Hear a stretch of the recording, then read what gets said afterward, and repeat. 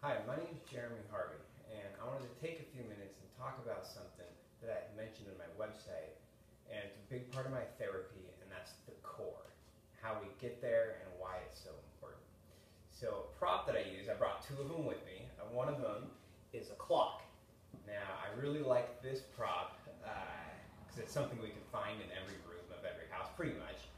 And it's a great symbolism of where we have the core in the middle and then these numbers, which is something I refer to as our committee. And that's the different part to ourselves, where there's the good and the bad, the defiant and the rule follower, compulsive, laid back, or in control would be the opposite.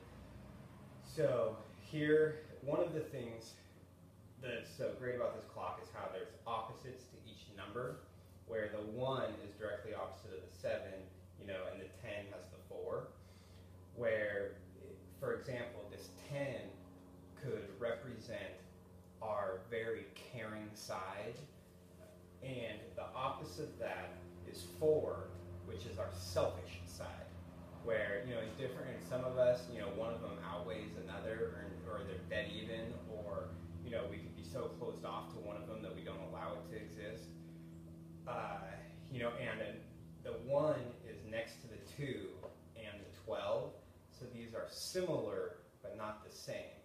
Where there can be like we had the 10 where there's the caregiver, or the very caring, and then 11 could be responsible, where they're similar, but they're not the same.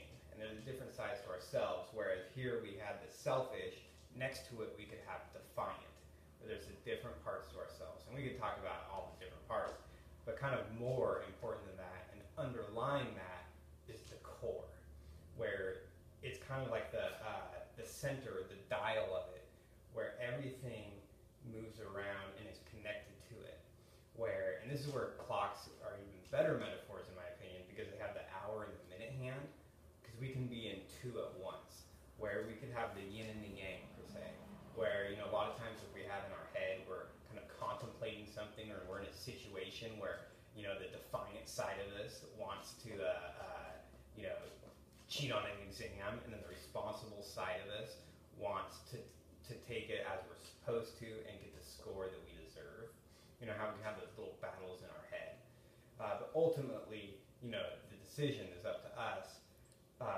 And the core, the yin and the yang in it, can kind of influence that, of which one wins, I should say, or which one we act on.